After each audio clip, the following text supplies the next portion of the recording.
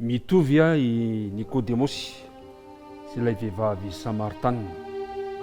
Kristy ilay loharanonaina, ilay fiainana ao antsika, izany loha hevitra izany indray no anasako anao amin'ity andro manokana ity anasana ihany koa ny ankohonana.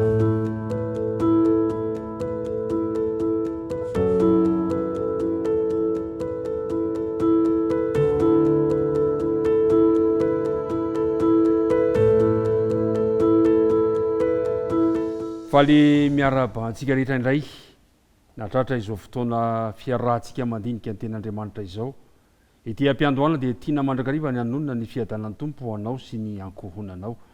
Koa mialohan'ny andiniantsika izany loha hevitra mahafinaritra izany dia andeha hiaraka iombam-bavaka toy ny mahazatra isika. Andriamanitra rainay any an-danitra misotranao izahay noho izao fotoana sarobidy izay omenao anay izao ahafahanay indray manohy ny fiarahana mandinika ny teninao.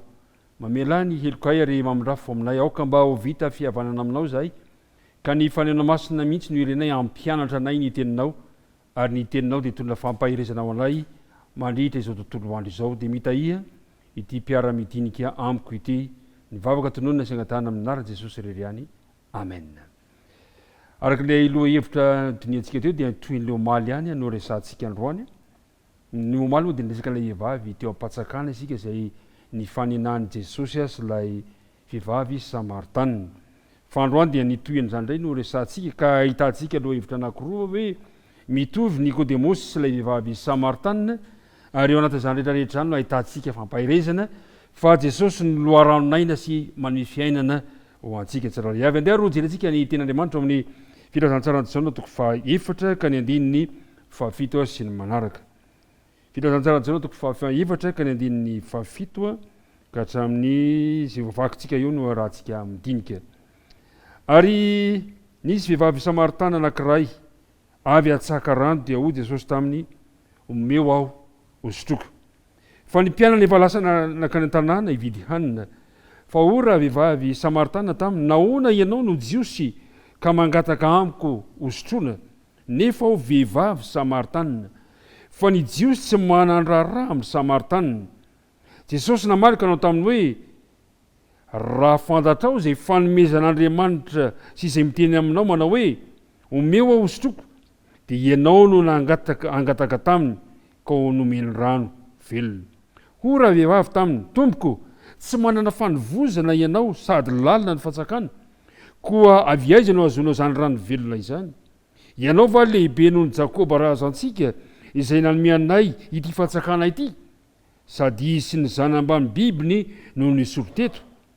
Jesosy namalaka anao taminy hoe, izay rehetra misotro ity rano ity dia mbola angetaeta indray, fa na iza no misotro ny rano izay omeko azy dia tsy angetaeta mandrakizay, fa ny rano izay omeko azy dia ho loharano miboiboky ao anatiny ho fiainana mandrakizay. Izany no toy ilay tantara izay mifampiresantsika.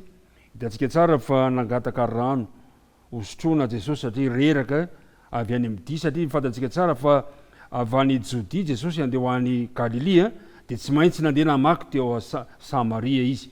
Ny Samaria dia fantatsika tsara fa nanana olana ara-pifandraisana tamin'ny zareo jiosy dia tsy mety mandalo ory zareo jiosy fa miodina manalavidalana raha teo any Galilea. Teto dia nanakana an'ilay vehivavy tsy hanolotra izany fanomezana izany ho an'i Jesosy sy ny fifankalanana izy teo amin'ny jiosy sy ny Samaritana. Nanakana ilay vehivavy manao hoe, nahoana ianao no mangataka amiko rano hosotroana? Ianao lehilahy, za vehivavy.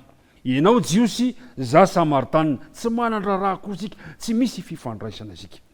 Tao anatin'izany toe-javatra izany ry mpiaino namako ary mpiara-mitinamako niezaka ny ahita fanalahidy hanokatra io fo io Jesosy. Izay ny mahafinaritra amin'ny Jesosy. Jesosy dia miezaka mandrakariva mitady ny fomba rehetra hanokafana ny fony tsirairay avy mba handraisana ilay famonjena izay omen'Andriamanitra ho azy. Fantatra Jesosy ny ao am-pon'ny tsirairay avy. Tadiditsika ve ny fiaonan'i Jesosy tamin'ny Nikodemosy? Fantatra Jesosy ny tao am-pon'ny Nikodemosy. Ka hosetra ny fahatairana ilay vehivavy Samaritana noho ny fangatana ataon'i Jesosy dia nivantan'i Jesosy ilay resaka. Ka hoy Jesosy hoe, raha fantatrao ny fanomezan'Andriamanitra izay miteny aminao hoe omeo aho hosotroako, dia ianao no nangataka taminy ka omena rano velona tahitra ilay vehivavy.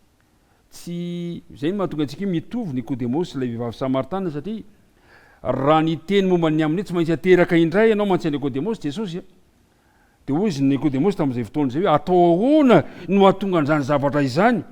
Dia tahaka izany koa ilay vehivavy, tompoko tsy manana fanivozana ianao ka sady lalina ny fanjakana ko aiza no ahitanao azahoanao izany rano velona izany. Tsy tahaka hatr'ilay vehivavy ny tiany Jesosy atongavana teto amin'ity toe-javatra ty.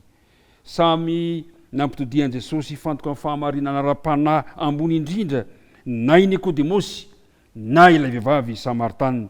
Ary eo amin'ny toerana tsirairay avy teo amin'ny toeran'ny Nikodemosy sy toeran'ity vehivavy Samaritana ty dia izy ireo dia samy nila ny fanandramany fiovampo fa tsy takatra izy ireo ny tanjon'i Jesosy. Averintsika indray mandeha fa Jesosy dia niezaka mandrakariva ahita ny fanalahidy mba hanokafana ny fo anankiray eo amin'i Jesosy anonorany azy ilay famonjena.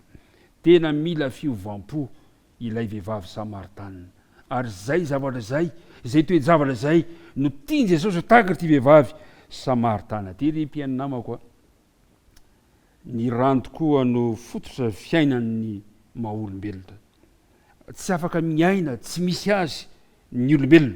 Ary zay no nahatonga Jesosy laza amin'ny filazantsara Jaona 4:4 zay ivakitsika atao hoe na iza no misotro ny rano zay omeko azy dia tsy hangetaeta mandrakizay. Fa ny rano zay omeko azy dia loharano miboiboika ao anatiny ho fiainana mandrakizay. Zany no fikasan'Andriamanitra ny hoa sy ho anao. Ka raha hiatrika ny tontolo andro ianao androany dia tsarovy fa Jesosy tia hanome anao ilay loharano miboiboky dia ilay fiainana mandrakizay ho anao. Tia hamperitreritra anao amin'ity zavatra lazaiko aminao ity ankehitriny manao hoe firifiry moa ny fanahy mangetaeta ankehitriny no hoe ampototra ilay rano velona fa saingy izao mibanjina lavitra indray izy mitady loharanonaina hiadiavan'ny famonjena. Fa ho anao androany tia hampahiry anao raha hiatrika an'ity tontolo andro ity ianao dia akaiky anao ilay tompony famonjena ilay loharanonaina Jesosy. Ilay loharanonaina ary zay ny voalaza n'ilay vakiteny farany ozy hoe eo amin'ny 4:20 fa na iza no misotro ny rano zay omeko azy dia tsy hangetaeta mandrakizay fa ny rano zay omeko azy dia ho loharano miboiboika ao anatiny ho fiainana mandrakizay.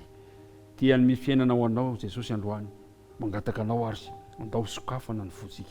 Ka ny mitoerana rehetra zay alehanao, ao an-tokantrano ve ianao, eny an-dalana ve ianao, any am-pianarana ve ianao, any am-birao ve ianao, any am'izay toerana misy anao, dia tiany Jesosy ny hanome anao ilay loharano, ilay fiainana mandrakizay ho anao. Ka dia andeha apetrakantsika fiatan'Andriamanitra indray ny toe-javatra ny fiainantsika androany, andao hoentina mbavaka zany satria hiatrika ny tontolo andro zay tsy mbola fantatrao ny avokany ianao androany, fa ny azo antoka Jesosy tia hanome fiainana ho anao. Hivavaka isika ary.